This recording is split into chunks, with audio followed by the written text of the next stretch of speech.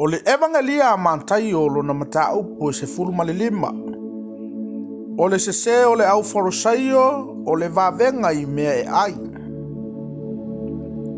O na o mai ele ia Yesu o tusi upu ma forosaio ma Yerusalema ua fape mai. Se ale mea ua soli ai e uso o le uputu ua e anamua. Awa ua le fafano o lantou lima pe a lantou ua ai. Aua tali atu ia ua fape atu i ante i lantou. Se ale mea ua soli ai e outou fo ile polo inga le atua ia outou uputu. Awa ua polo ai mai le atua ua fape mai. Ia e ava i lou tamā ma lou tina i le malea o le upuleanga i le tamā po le tina. Ia fasi o tia lava ia. Aua outou fai mai. Ai se fai ane i le tamā po le tina. Ai se mea ua iante au e au ngā iante oe o le taulanga lea. O na le to e avale o ia i lona tamā po lona tina. Ua whapea o na utou whale au ngā ina le polo inga le tua ia utou putu. O utou tangata pepelo. E ta taulava iante o utou le valo anga Isaia ua whape mai. Ua whaalatalata mai iante au le nei nuu i o lantou ngutu. Ma vivi mai iante au i o lantou lau ngutu. A o latau loto ua tau mamao iante au. E tapu aifua mai i lantou iante au i lo lantou fai mamata upu o poloa inga tangata. O na vala awa tule o ia i le motu o tangata ua fetala iatu iante i lantou. Whaalongo mai ia ma ia o taulangona. E le o le mea ua tuu i le ngutu e le angai le tangata. A o le mea e sau mai le ngutu o lea ua le angai le tangata. O na o mai ai leo na so o iante ia ua fai mai iante ia. Ua esi la fia ea ua ti ngā le au farisaio i lo lantou whaalongo i le upu. A ua tali atu ia ua fape antu.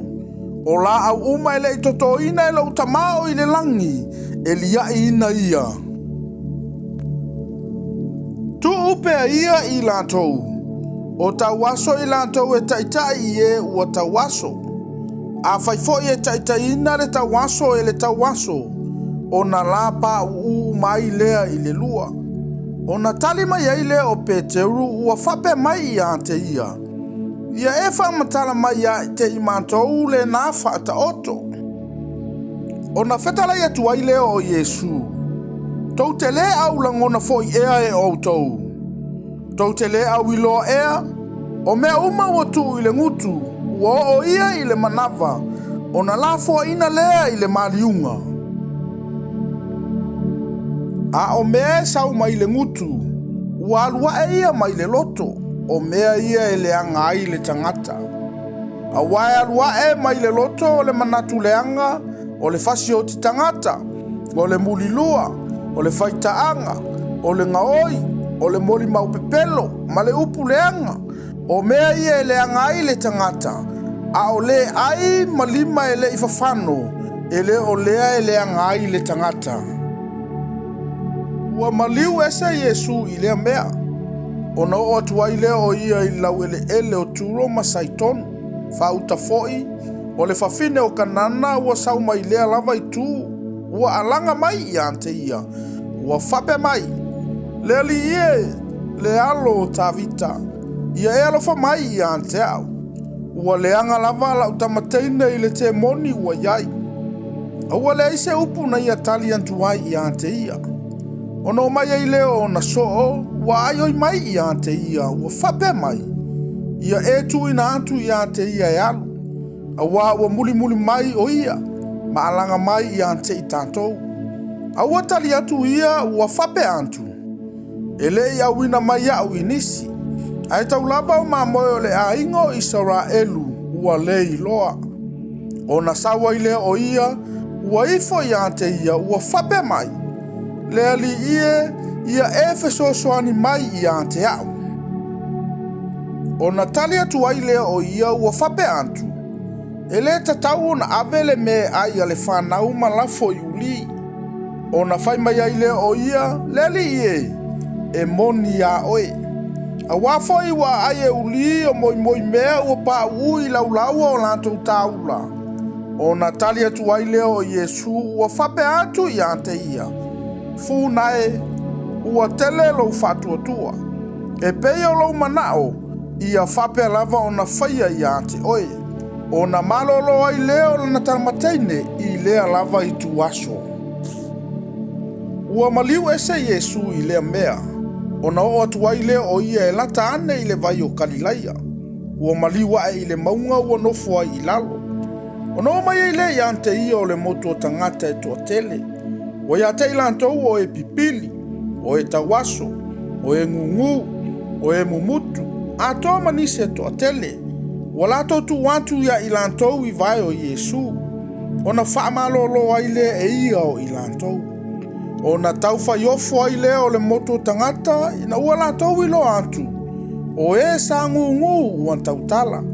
O e sa mumutu ua ato atoa. O e sa pipili ua sa vavali. O e sa tawaso foi ua vaai. O na latou vivi atu ai le i le antuo i Israelu. O na vala au atu ai leo o Yesu i o na soo ua fape atu. O te alofa atu i le motu o tangata. Awa o le aso tolu le nei o tātou no nofo ma i lātou. E le ai foi ni a lātou mea e ai.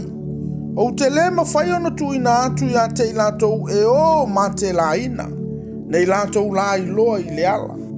O na whai mai ai leo o na soo i a te ia. Tātou te maua i fe ea i le vaoni a reto e tele. Ina ia ma o na aile moto tangata ua to tele na wā. O na fetala ia tua i leo i Yesu i ante i lantou. E fia ea ni a o tau a reto. O na lato fai mai ai lea e fitu mana ia i lawiti.